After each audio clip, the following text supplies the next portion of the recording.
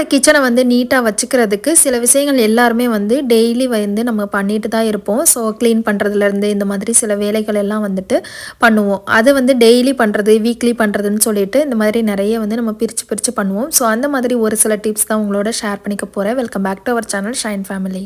And நம்ம சேனலில் வந்து நிறைய வீடியோஸ் வந்து நான் ஷேர் பண்ணிகிட்ருக்கேன். வீடு எப்படி க்ளீனாக வச்சுக்கிறது, அதுக்கப்புறம் டீக்ளட்டரிங், மினிமலிசம் எப்படி வந்து ஃபாலோ பண்ணுறது, இது எல்லாமே வந்து நிறைய வீடியோஸ் வந்து நான் ஷேர் பண்ணியிருக்கேன். ஸோ பார்க்காதவங்க லிங்க் எல்லாமே நான் டிஸ்கிரிப்ஷனில் கொடுக்குறேன், செக் பண்ணி பாருங்கள். அண்ட் ப்ளேலிஸ்ட்டாகவும் வந்துட்டு நான் என்னோடய சேனலில் வந்து வச்சுருக்கேன். ஸோ செக் பண்ணி பாருங்கள். அண்ட் என்னோடய வீடியோஸ் எல்லாம் உங்களுக்கு பிடிச்சிருந்ததுன்னா சப்ஸ்கிரைப் பண்ணி சப்போர்ட் பண்ணுங்கள். ஸோ நம்மளோட கிச்சனில் வந்துட்டு சில பொருட்களை வந்துட்டு அடிக்கடி நம்ம க்ளீன் பண்ணுவோம். டெய்லி க்ளீனிங்கில் வந்துட்டு நம்ம வெஷல் வாஷிங் இந்த மாதிரிலாம் வந்து பண்ணுவோம். அண்ட் வீக்லி இல்லைனா மந்த்லி வந்து க்ளீன் பண்ணுறதுல நான் யூஸ்வலாக வந்து இந்த மாதிரி ஆயில் பாட்டில்ஸ் வந்து மாதத்தில் ஒரு தடவை வந்து ஃபுல்லாக க்ளீன் பண்ணிவிட்டு இந்த மாதிரி வந்து ரீஃபில் பண்ணி வச்சுப்பேன். அப்புறம் வாரம் வந்து பார்த்திங்கன்னா நல்லா வந்து தொடச்சி விட்டுட்டு அதுக்கப்புறம் ரீஃபில் பண்ணுறது இந்த மாதிரி வந்து பண்ணுவேன். ஸோ இந்த மாதிரி பண்ணும்போது நமக்கு அந்த ஆயில் வந்து பாட்டில்ஸ் வந்து கொஞ்சம் நீட்டாக இருக்கிற மாதிரி இருக்கும். நமக்கு எண்ணெய் பிசுக்கெலாம் வந்து இருக்காது. எப்போவுமே நம்ம சமைக்கும் போதே வந்து நம்ம கிச்சனில் இருக்கிற மேலே கவுண்டர் டாப் மேலே வச்சுருக்க பாத்திரங்கள் எல்லாம் கொஞ்சம் எண்ணெய் பிசுக்கலாம் கொஞ்சம் இருக்க தான் செய்யும். நம்ம சமைக்கிற அந்த இது வந்து என்ன தான் சிம்னி போட்டு சமைச்சா கூட அது ஒட்டிகிட்டு இருக்கும். ஸோ அதனால் வந்து இந்த மாதிரி ஆயில் பாட்டில்ஸ் இது எல்லாமே வந்து நான் சமைக்கும் போதே வந்து கொஞ்சம் வந்து அப்பப்போ தொடச்சி விட்டுருவேன். ஸோ டெய்லி வந்து பார்த்திங்கன்னா நம்ம அதை யூஸ் பண்ணி முடித்த பிறகு அதை அப்படியே வந்து ஒரு டிஷ்யூ பேப்பரை வச்சு தொடச்சிட்டோம் அப்படின்னாலும் நம்மளோட ஆயில் பாட்டில்ஸ் வந்து கொஞ்சம் நீட்டாகவே இருக்கும்.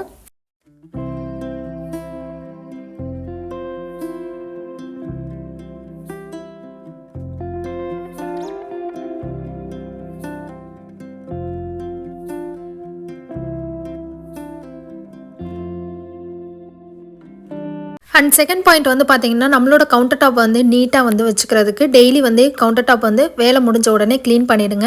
அண்ட் குக்கிங் வேலையெல்லாம் காலையிலே வந்து முடிஞ்சிருச்சு அப்படின்னாலே காலையில் ஒரு தடவை வந்து க்ளீன் பண்ணிவிடுங்க. அண்ட் ஈவினிங் நைட்டு படுக்க போகிறதுக்கு முன்னாடி வந்துட்டு லைட்டாக வந்து எங்கெங்கெல்லாம் வந்து தொடச்சி விடணுமோ அங்கே மட்டும் தொடச்சி விட்டாலே நம்மளோட கிச்சன் வந்து பார்த்திங்கன்னா நீட்டாக இருக்கும். அதே மாதிரி கவுண்டர் டாப்பில் வந்துட்டு ரொம்ப அடைச்சி வைக்காமல் என்னென்ன வந்து தேவையோ அதை மட்டுமே வந்து கவுண்டர் டாப் மேலே வந்து வச்சுக்கோங்க. அந்த மாதிரி பண்ணும்போது நம்மளோட வீடு வந்து நீட்டாக இருக்கிற மாதிரி இருக்கும்.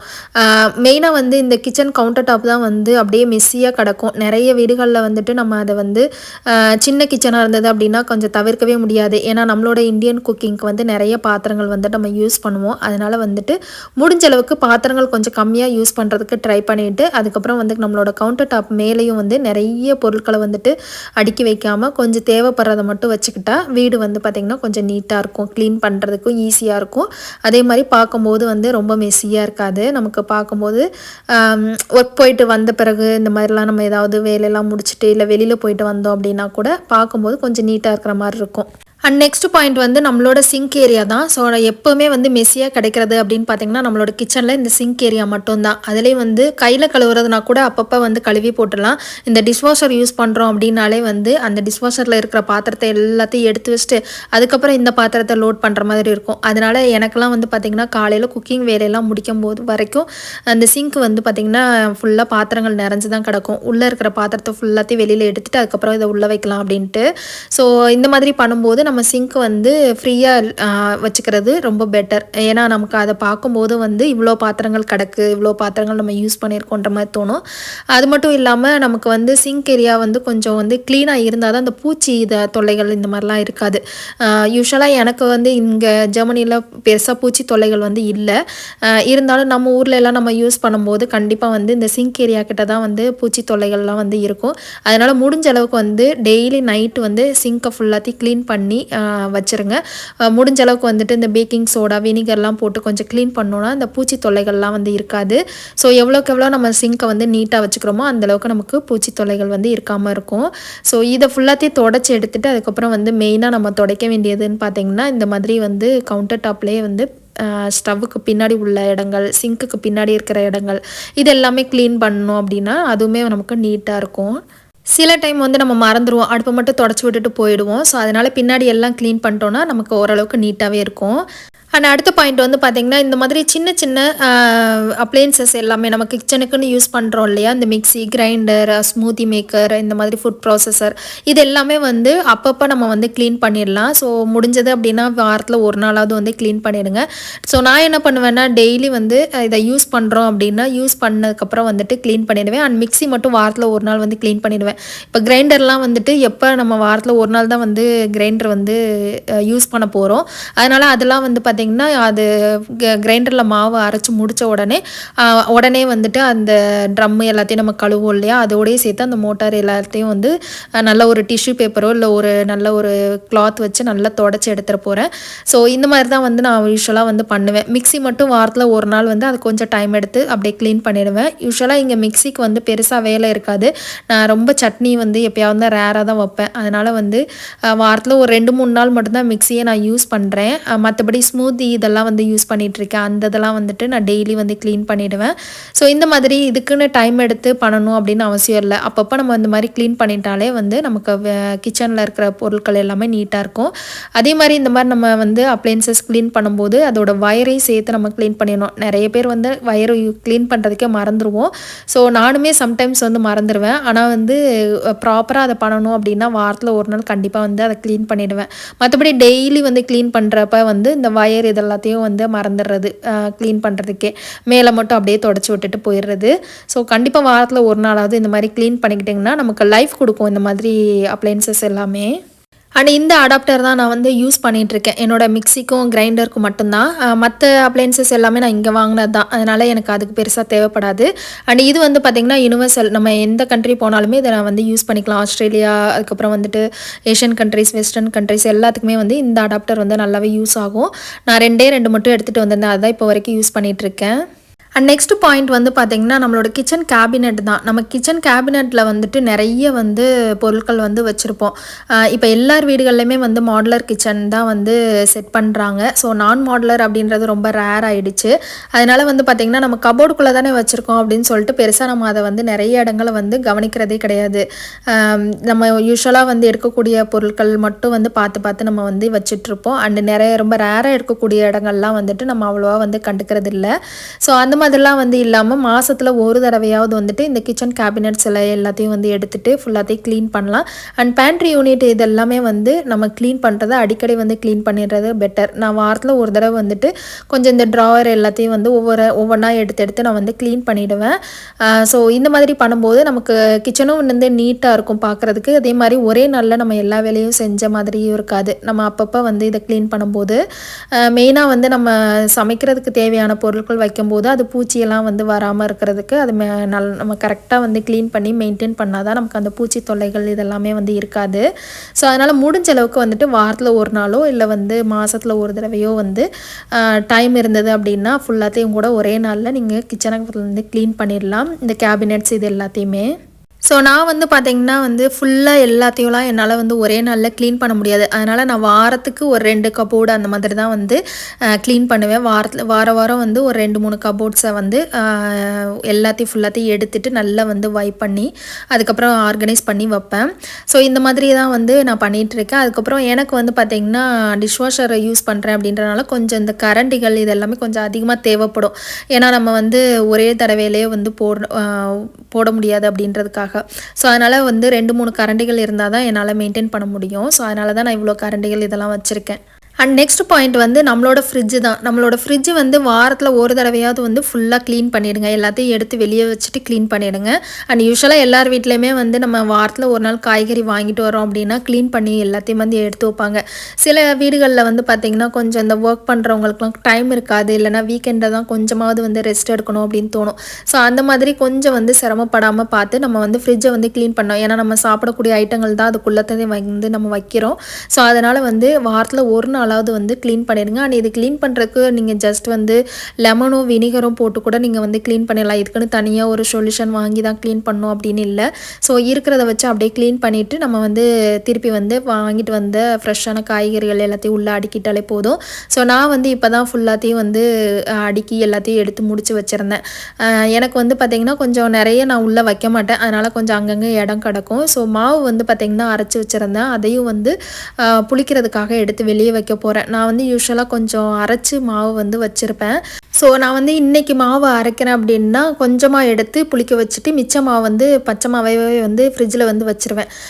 அதுக்கப்புறம் அந்த மாவு காலியான பிறகு திருப்பி வந்து அந்த பச்சை மாவை எடுத்து உப்பு போட்டு கரைச்சி வச்சுருவேன். ஸோ இந்த மாவு வந்து பார்த்திங்கன்னா நைட்டு அந்த அன்னைக்கு நைட்டுக்கு வந்து தேவைப்படுது அப்படின்னு சொல்லிட்டு தான் வந்து உப்பு போட்டு கரைச்சிட்டு அவனில் வந்துட்டு லைட் போட்டு வச்சோன்னா அன்றைக்கி நைட்டு வந்து ரெடி ஆகிடும். ஸோ அந்த மாதிரி தான் நான் வந்து பண்ணிக்கிறது. ஸோ இந்த மாதிரி ஒரு 2 தடவை வந்து கரைச்சி வச்சோன்னா கரெக்டாக இருக்கும் எனக்கு.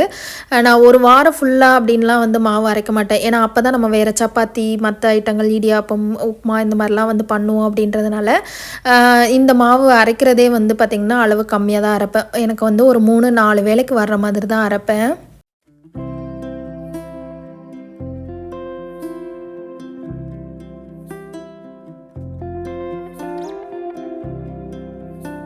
அண்ட் நெக்ஸ்ட் பாயிண்ட் வந்து பார்த்திங்கன்னா நம்மளோட கிச்சனை வந்து டெய்லி வந்து கீழே ஃப்ளோரை வந்து க்ளீன் பண்ணிடணும். நான் வந்து வாரத்தில் ஒரு நாள் வந்து வேக்கம் கிளீனர் போடுவேன்.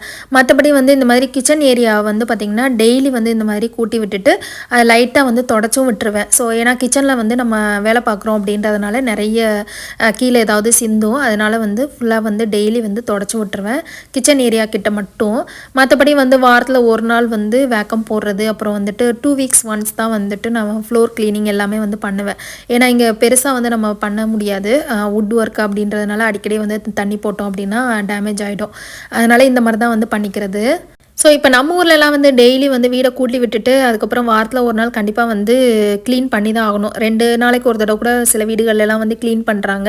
ஸோ அந்த மாதிரி பண்ணால் தான் நமக்கு கொஞ்சம் நீட்டாக இருக்கும். ஏன்னா நம்ம ஊரில் நிறைய டஸ்ட்டு வந்து ஃபார்ம் ஆகும். அதே மாதிரி நம்ம வீட்டுக்குள்ளே வந்துட்டு ஸ்லிப்பர் இதெல்லாம் எடுத்துகிட்டு வரும்போது நிறைய தூசிகளும் வந்து இருக்கும். இங்கே வந்து அவ்வளோவா தூசி வந்து வீட்டுக்குள்ளே வந்து வராது. அதனால் வந்து ரொம்ப வந்து கம்மி தான். அதனால் நான் அந்த மாதிரி தான் வந்து பண்ணிக்கிறது. அண்ட் அதுக்கப்புறம் வந்து நம்மளோட குப்பைகளை வந்து டெய்லி வந்து டிஸ்போஸ் பண்ணிவிடுங்க. அதுவுமே நம்ம வீட்டில் வந்துட்டு நிறைய பூச்சிகள் வராமல் தடுக்கிறதுக்கும் அதுக்கப்புறம் நீட்டாக இருக்கிறதுக்கும் வந்து ஹெல்ப் பண்ணும். நான் வந்து பார்த்திங்கன்னா இந்த டெய்லி ஃபுட் வேஸ்ட் இருக்கும் இல்லையா, அது மட்டும் நான் டெய்லி வந்து க்ளீன் பண்ணிவிடுவேன். மற்றபடி இங்கே வந்து தனியாக வந்து நாங்கள் கார்ட்போர்ட் பாக்ஸோ இல்லை வந்து ஏதாவது அட்டைப்பெட்டி மாதிரி இருக்கிறது அந்த மாதிரிலாம் வந்து அது தனியாக போடணும், பிளாஸ்டிக் தனியாக போடணும், இந்த மாதிரி இருக்கிறதெல்லாம் தனித்தனியாக வச்சுருக்கேன். ஸோ அதை வந்து நான் வாரத்தில் ஒரு நாள் தான் வந்து க்ளீன் பண்ணுவேன். மற்றபடி இந்த ஃபுட் வேஸ்டேஜுக்குன்னு தனியாக ஒரு டஸ்ட்பின் வச்சுருக்கேன். அதை வந்து பார்த்திங்கன்னா நான் டெய்லி வந்து தூக்கி போட்டுருவேன். ஸோ அதில் இருந்து தான் ரொம்ப ஸ்மெல் வரும் வீட்டுக்குள்ளே. அதனால் அதெல்லாம் அப்பப்போ வந்து க்ளீன் பண்ணிடுறது. அண்ட் நெக்ஸ்ட் பாயிண்ட் வந்து பார்த்திங்கன்னா எல்லாத்துக்குமே அதுக்குன்னு ஒரு ஸ்பேஸ் வந்து கொடுத்துருங்க. ஸோ நமக்கு வந்து டைனிங் ஏரியாவில் என்ன இருக்கணுமோ அது மட்டும்தான் இருக்கணும், கிச்சன் ஏரியாவில் என்ன இருக்கணுமோ அது மட்டும்தான் இருக்கணும் அப்படின்ற மாதிரி. ஸோ அப்போ தான் வந்து நம்மளோட வீடு வந்து எப்போவுமே நீட்டாக இருக்கும். நமக்கு வந்து நிறைய வேலைகளும் வைக்காது. எந்தெந்த இடத்துல எது எது இருக்கணுமோ அங்கங்கே வந்து வச்சிடுறது பெட்டர். ஸோ நிறைய வீடுகளில் இது வந்து கண்டிப்பாக பண்ண முடியாது. ஏன்னா குழந்தைங்கள்லாம் இருந்தாங்க அப்படின்னா கண்டிப்பாக வந்து இது நம்மளால் மெயின்டைன் பண்ண முடியாது தான். அங்கங்கே எடுத்து போட்டுருவாங்க இந்த மாதிரி.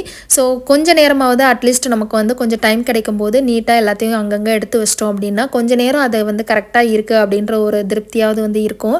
ஸோ எனக்கு வந்து பார்த்திங்கன்னா கொஞ்சம் அங்கங்கே வந்து சில பொருட்கள்லாம் வச்சுருப்பேன். ஸோ அது அப்படியே தான் இருக்கும். மோஸ்ட்லி வந்து எங்களுக்கு மிஸ்ஸி ஆகிறதே வந்து இந்த சோஃபா ஏரியா அதுக்கப்புறம் டைனிங் ஏரியா அதுதான். மற்றபடி ஒரு சில பொருட்கள்லாம் வச்சபடி தான் வந்து இருக்கும். டிவி கிட்ட இருக்கிறது, இந்த மாதிரி வந்து விண்டோ கிட்ட இருக்கிறதெல்லாம்.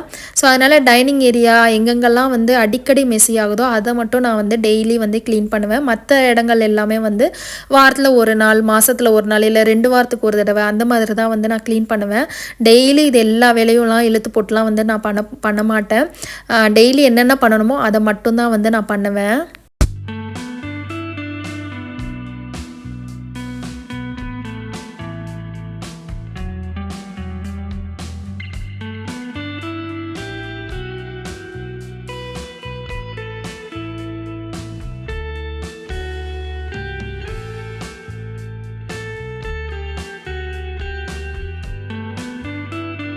அண்ட் கடைசியாக வந்து பார்த்திங்கன்னா என்னோடய கமெண்ட்ஸில் வந்துட்டு நான் பெட்டு டீட்டெயில்ஸ் வந்து கேட்டிருந்தாங்க. ஸோ எந்த பெட்டு யூஸ் பண்ணுறீங்க அப்படின்ற மாதிரி கேட்டிருந்தாங்க. ஸோ அதுக்கு தான் ரிப்ளை பண்ண போகிறேன்.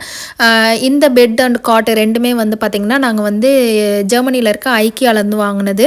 ஸோ இங்கே வந்து ஐக்கியா நிறைய இடத்துல இருக்கிறதுனால வந்து இந்த பெட்டு கண்டிப்பாக வந்து எல்லா இடத்துலையும் இருக்கும்.